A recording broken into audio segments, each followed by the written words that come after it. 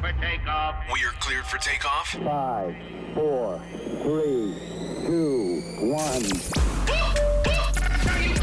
This is the place where real dialogue matters. It is time to take flight with Audio Airstrike. So you catch the well, you didn't watch the Super Bowl, did you? Nah, that shit is trash. Oh, okay. Yeah, well, I mean, I pretty much give you the. Have you seen Kendrick's Super Bowl performance? I've seen bits and pieces. I saw like the viral stuff. I saw that Serena Williams was dancing there, and then he brought out Samuel L. Jackson. And these are all kind of, these are all little digs at Drake, and then Drake came out in a bulletproof. I don't know if you said not a bulletproof, but he came out in a sweatshirt and a hoodie that had bullets in it, which was the corniest shit of all time. Dude, it doesn't bother me. That's why I'm gonna call complete and obvious attention to it on a show. Like, he couldn't be any more obvious with what he's doing. But I skimmed it, so essentially I didn't see the full performance, but I saw certain parts of it. I thought it was a good performance. I will say this: the thing that kind of bugs me is that people nowadays, what they do is if something isn't their taste, they won't appreciate the performance for what it is. They'll instantly call it the worst of all time. Who said that? Some people that had criticisms over the performance. Who? But it has to be like a large majority, or else we wouldn't be talking about it. People on Twitter? Well, so this is probably going to seem controversial. I don't consider social media, at least the pop culture side of social media, a large part, because you could see something on social media and be like, oh, this is getting bashed. But then when you go outside, it's actually getting appreciated. Yeah. I think that a lot of people appreciate the performance, but I do think a lot of people, if it's not their cup of tea for a Super Bowl performance, they will turn around and say, oh, this is the worst of all time. I personally don't think it's the worst of all time. I mean, for me, again, Super Bowl performances is very show, act, and dance, and kind of, it's like a pampered up event. I just feel like people, that's the nature of like Twitter though, which is, I'm assuming what you're talking about is Twitter or Instagram or any of these. Like, it's just so sensationalized. You either have to really like it or really, dislike it. And I think it's not even like people follow a prescripted way of viewing things. Like, I don't think people log in and are like, I'm going to make this the best thing ever, or I'm going to say this is the best thing ever, or say it's the worst thing ever. I think it's just a lot of people have a lot of strong opinions and are very they're not really careful with thinking about what they say before they say it. Like, for instance, if I were to go out and make a claim where I was on YouTube, for instance, this is actually a great example. So I posted a video recently. It's not going to derail what we're talking about, but this happens to me all the time. A lot of people on YouTube right now, my video is sitting at 2,000 before it got nuked by a copyright. It's partially blocked. Okay. But it's sitting at 2,000 now. Really good retention, duration, good click-through. But every single comment is just hate after hate after hate after hate. So this is something where I think even people, like, what I came out and said was, I don't think that DDP, I can't see a way in which DDP wins this fight on paper. Mm-hmm. Everyone in the comments was like, well, you're saying that he's going to lose? I was like, I didn't say that. But everyone, I think they have this like embedded thing inside of them, whether they're commenting on something like the Super Bowl, like my video, where it's like they just can't, there's no nuance to be found in it. Where it's like, if I were to make, and then another side of it is, if I were to make a claim about this year's Super Bowl performance, I don't know enough about historical Super Bowl performances to say whether this is the best or the worst. Realistically, what you'd want to do if you'd want to find categorical evidence, which nobody's going to do because it's a stupid thing to waste your time on, is you'd go through, and even if it's an opinion thing, you'd go through and you'd find what you believe to be the best. But you'd have to go through every single Super Bowl performance that there was. So, like, by definition, these people that are saying it's the worst or it's the best, it's like, you really don't even have to listen to them because you just know that they haven't done the research on it. Yeah, and also their opinion is so subjective because I'll give you this example, right? I remember there was one year Katy Perry did Super Bowl halftime show, I'm not the biggest Katy Perry fan, but I can appreciate a solid performance that is done by Katy Perry.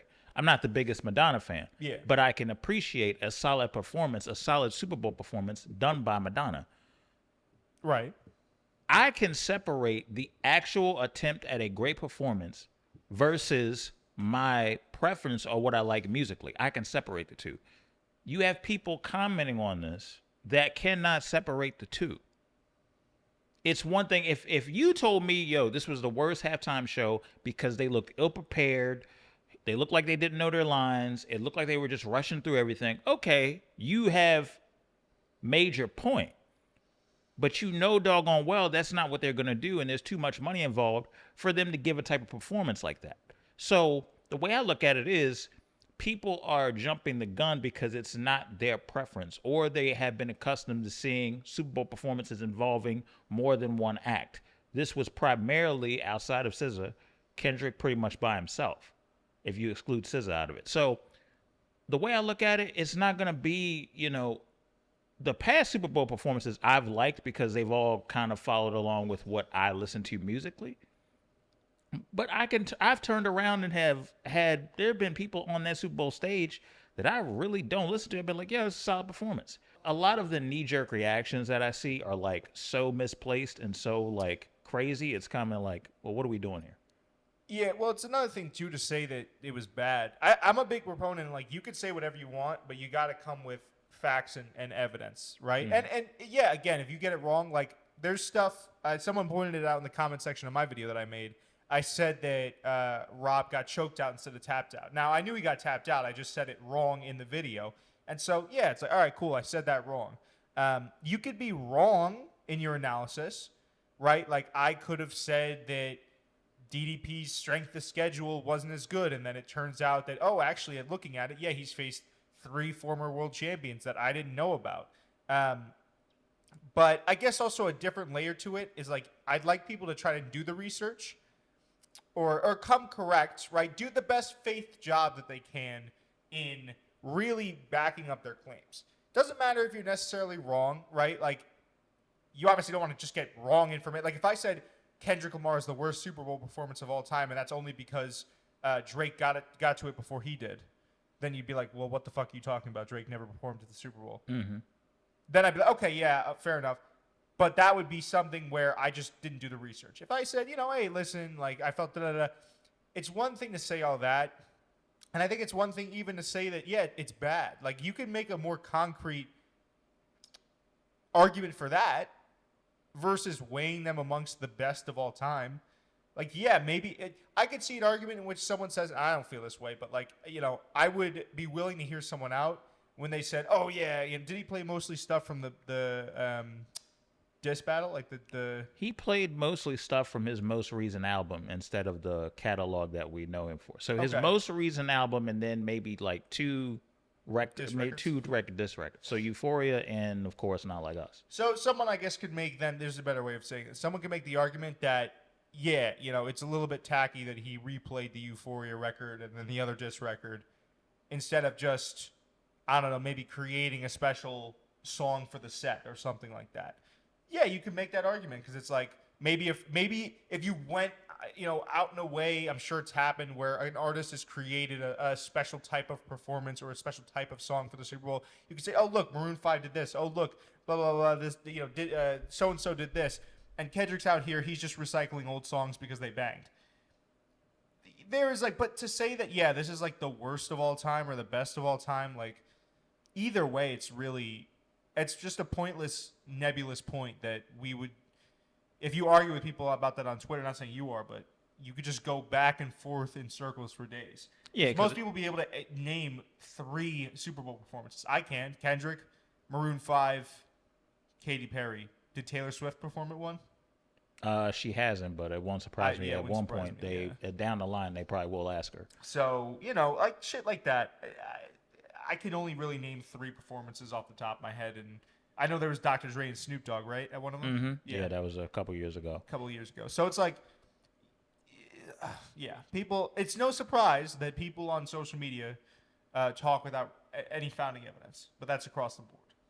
Where do you think that has stemmed from? Because it used to be, I remember a time on social media, it used to be people would actually bring facts to the table and be like, hey, like, this is the reason why I'm thinking what I'm thinking. Do you think people just go for the knee jerk, like, oh, I have to be first more than be factual? Is that, do you think that that's part of it? I think it's like it could be a combination of things. It could be a need to be heard.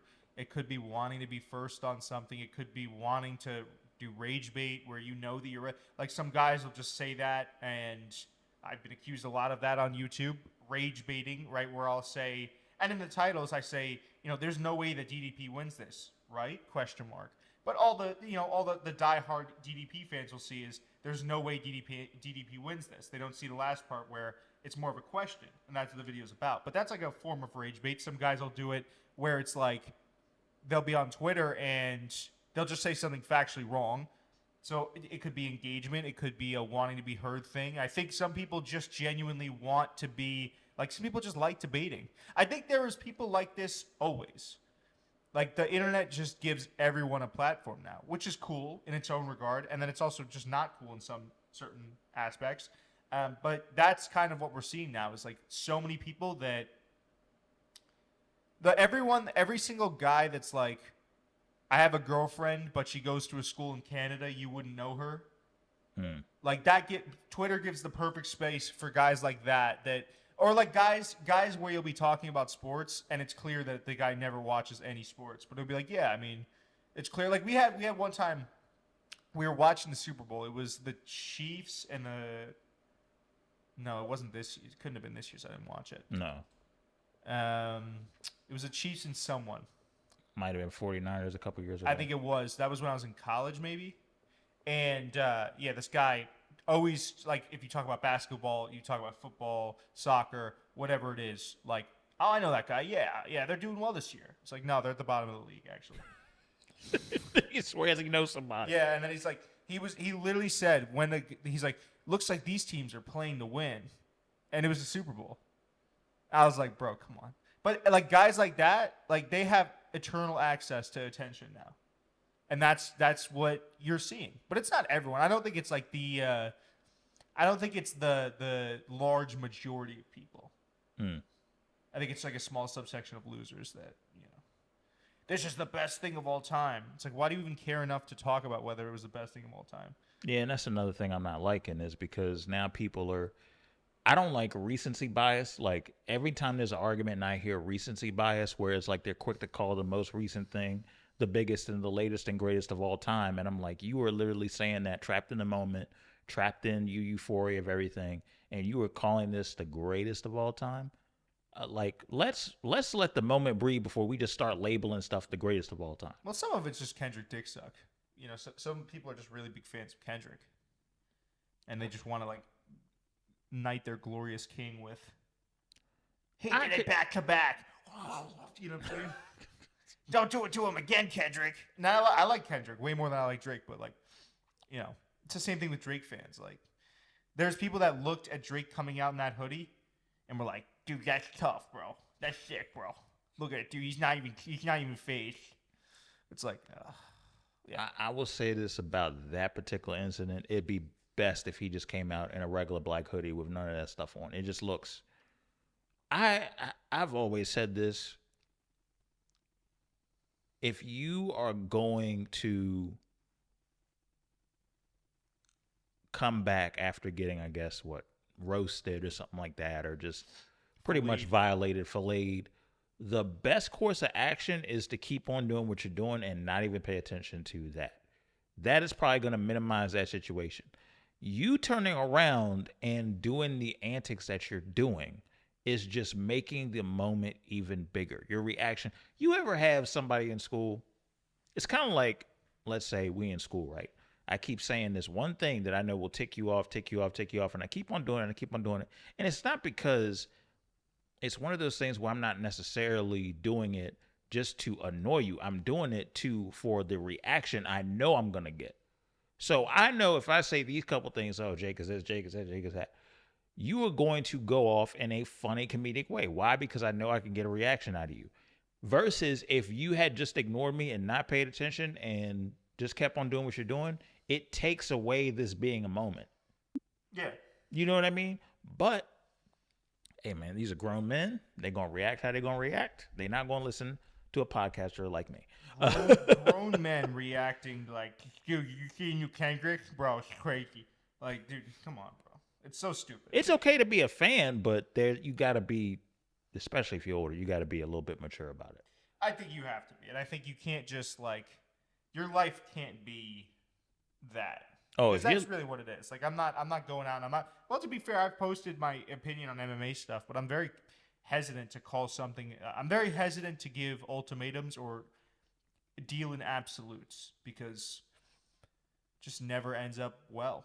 Now, you could argue that I'm also maybe like fence sitting and that I'm never like resolute on anything. That's another, I guess, argument that you could have against me. But, you know, if I don't know something 100% or I'm not well informed enough on the topic, I'm not just going to come out and say something. Or is it one of those situations you just kind of, you want to see the impact of the moment after the hype so that way you can have a better information and better gauge on how stuff is going? Is that part of it? Well, I'm in the world of sports media, so you don't really have that luxury. You can't be like, after someone knocks someone out, you can't be like, well, I knew that guy was going to knock him out, because then you look like the whole fun of sports media is giving predictions, giving opinions, giving takes. But what I try to do is I try and give what I think without, for instance, with this latest video, I said, okay, this is what I'm seeing in my analysis of both men. This is what they do well. This is what they don't do well. And here's how I think the fight's going to end up. But I also say, okay, well, you know what? Listen, if it goes past the first round and Khamzat can't get him out of there, DDP, I think, has a pretty good shot. But, again, if Khamzat can apply pressure early, then I think DDP's toast. And it's what I think, but I also leave room for kind of like discussion. It's not, I know some sportscasters will come out and be like, if you think that the NBA is then you're dumb, you're stupid. It's just like, no, dude. Mm-hmm. You can't do that. So I don't really deal with like after the fact or things settling. What about the results from that event that could steamroll the next event? So for example, I'll take something that happened recently. If Israel Adesanya loses, and now you can have a conversation on how that impacts the rest of the weight class with him losing that particular fight. You get what I'm saying? Are you saying, do I hold off? No, I'm saying, do you anticipate, like, are you excited for the aftermath of these things? Meaning, if a certain fighter wins or loses and how that impacts the whole conference or the whole fighting weight class, or it impacts the entire game as a whole. Because let's say, for example, like an NBA, let's say if the Celtics get out of the playoffs, it changes the whole trajectory of the Eastern Conference. If the Chiefs lose, it changes the whole trajectory as to who's the top dog in the NFL. That sort of thing. Yeah. Where now, is that something that easily excites you, or you're kind of still fence riding? No offense. I think it excites me, but I think that's like also that's another form of what I do, which is sort of fence riding, but it's also like I just don't feel comfortable. Like, listen, if I'm wrong, I'm wrong, but I also don't like, you can't know 100% of what's going to happen. It's also like we have to remember, and this is not to get off too much on a tangent, but like we're not UFC fighters, we're not NBA players. So when I give my opinion on something, it's a guy that has trained consistently for about 6 to 7 months now. I have to keep that in mind. But as for the implications of each, I mean, I like to think about that. I like to talk about that. Again, it's kind of, you can only look at what you're given in those types of situations too. Like, I guess you could pull on historical stuff where it's like, oh yeah, dominant champions who had like eight title defenses or something like that, which doesn't really happen that commonly, I guess, anymore. You can look at that and see what they did. But realistically, like, it's what's in front of you, it's what's here, it's what's now. I think it's the same thing, dude, where I'm like, I'm not saying, I give all the possible options that I think could happen, but I try to leave more of a wide berth. Like if I were to discuss, I guess this is what you're trying to do, is bring this back towards the Kendrick thing. Let's just say I discussed the Kendrick performance as if I were doing an MMA fight, or breaking down the post fight on Two Guys Fighting. I'd say, all right, Kendrick had his performance. Let me ask this question, and then maybe I'll go on that segment of thought. All right, what does this do to Drake's legacy, and what does this do to Drake's ticket sales? How does Drake react to this? Did Drake react? I wonder if he's gonna react. Maybe he does react, and if he does react, what does that look like? Serena Williams used to date Drake. Now she's out and dancing with Kendrick Lamar. How does that affect Drake? How does that affect her? Does she lose business deals because of that? Because she was crip walking? Or is it crip walking? Well, I mean, so I think there was one Wimbledon she was crip walking. Now she's from Compton originally. No, I know she's from Compton, but I'm saying like that was. So she got in trouble for that. People were like, "Why are you doing that?" Like, so for her, that's what I'm saying though. That's like the effect of that. What's that going to have on her? And then it's like, there's been a bunch of back and forth about the NFL and platforming, people of color. So then you can spin it that way. Hey, does this Kendrick performance open up the doors so that we don't have to see another version of Maroon 5 for the next 5 years? Mm-hmm. Do we see more people of color that are artists get on that stage? So, dude, like, you do not have to. I think a lot of people are front facing in how they give opinions, where you could just say this Kendrick Lamar show was the best of all time. Okay, yeah, that generates clicks, but does that get really people thinking? And what I like to do, at least with my content, which again, I'm more of a thinker than an opinion guy. Mm. So I just, that's the type of content I like to make. I think I kind of try to do that on this show too, where, instead of just saying like people need to, it's like, okay, well, why are people so quick to kind of jump on the either way, the train of hating it or loving it? And that just opens up more of a dialogue. Yeah, I definitely agree. And that's something that throughout this particular show, I think that's something that we shifted towards, is instead of like telling people like, hey, this is what we could be doing, this is what we need to do. It's more like, hey, this is the why people are maybe doing this. This is the reason why people feel compelled to handle things this way. Because of this, and that, this is why they're handling it, because of the success of this.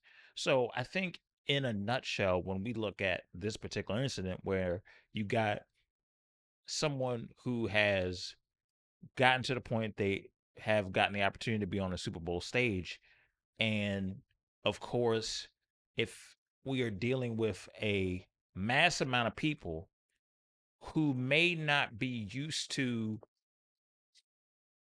that type of hip hop, meaning something that is very to the core hip hop that hasn't been commercialized to a degree, something that the roots of that GNX album is about. So now I'm sitting over here thinking in my mind, and a lot of people I think were like, had criticism of why certain songs weren't played. Well, the track list is, most of the songs is songs that he has more equity in. If he played the other stuff from the catalog, he has to split that up a little bit more, because that was through TDE and all that stuff. It's also like the question you asked there is also good. Like, instead of making a video where you say the reasons why it was garbage, mm-hmm. you could ask, hey, to me that's way more, like an infinitely more interesting video. And me as not even really a rap fan would that's like an interesting title. Hey, why were some of Kendrick's biggest, commercial, not like biggest commercial successes, but like most well-renowned and well-appreciated records not on his Super Bowl track? And it's like, oh yeah, that's actually an interesting question. Why weren't mm-hmm. they on the set? So I mean, that's the way I like to do it. I think a lot of people on Twitter that you see, Ev, and Instagram are more like kind of just low IQ individuals that like to feel like they're heard. And are less curious about things. It's very. I think it's a very. This is the way it is. This is the way the world works. This is why this was. This was why it was this way, and this is why it was this way. But something that will always get you farther, and always, I think, make you a smarter person, is listening and asking questions. Mm-hmm.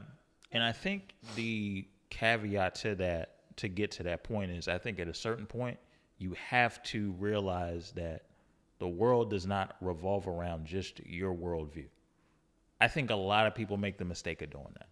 Where they think their view on life or their view on certain topics is the way I'm right. You might not be. And it's cool if you're willing to learn and willing to at least hear out or see different perspectives. But, you have people, and I hate saying this, a lot of people are like this, no matter what they identify with or what their cause is or what they got going on. They think the world should revolve around their views. That's not the case. That's not ideal. That doesn't make any sense. And that is, you are literally going to set yourself up to get you're going to get a rude awakening really quick. The reality of the situation is that people are going to ask questions, people are going to think, and people are going to come up with conclusions that you may or may not agree with. And you have to be prepared for that. I'm sorry, but kicking and screaming on social media about something that you disagree with is only going to get you so far. There's a lot of stuff people do that I disagree with. Mm-hmm. A lot of stuff people do. I'm not going to villainize them for it. It's one of those things I said, okay, at least let me hear why they're doing it. I may not still subscribe to it, but I at least want to know the why so I can be better educated at it and then go on from there. I don't have to digest it, but at least I can at least get the education on why people are feeling this type of way to a degree. You can tell them they're wrong on a podcast. Nah, I don't want to tell them they're wrong on a podcast. I mean, it's one of those things where, You're realizing it now, you're thinking about it, you're like, wait a second. Right. I just have noticed this where people have these like knee-jerk reactions to everything, and they talk with such conviction, but there's no substance in the words. There's no technical analysis. There's no, hey, I took a good several months to come to this conclusion. I took several years studying this. I don't hear none of that anymore.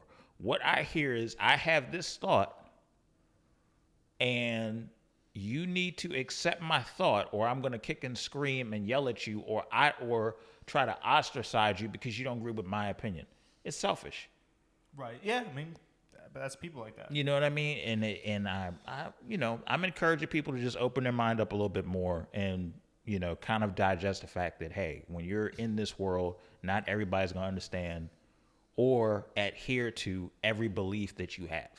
There's people that are going to be having different beliefs, and you have to be mature. You have to put your big girl pants on, your big adult pants on, your big boy pants on, and you're going to have to understand not everybody agrees with you. Yeah. That's it. All right. Well, I appreciate you, man, for coming on. Yeah, man. You said you got your fight coming up in June? I do have my fight coming up in June. I got to start training for it. So going down this Friday. And we're going to get in there. I don't know who I'm going up against yet, but should be the Dominion Raceway. Same venue? Same venue that we were in. Okay. Yeah. That's going to be a fun one. Okay, cool. We'll Let me know. Let me get some tickets. I'll come out support. I think we're going to have a mob of people out there. So okay. You either see me get put into the Shadow Realm or put someone else to the Shadow Realm. We'll see how it goes. Well, with that being said, this is another edition of Radio Airstrike. Y'all take care. See y'all. He ready for it now.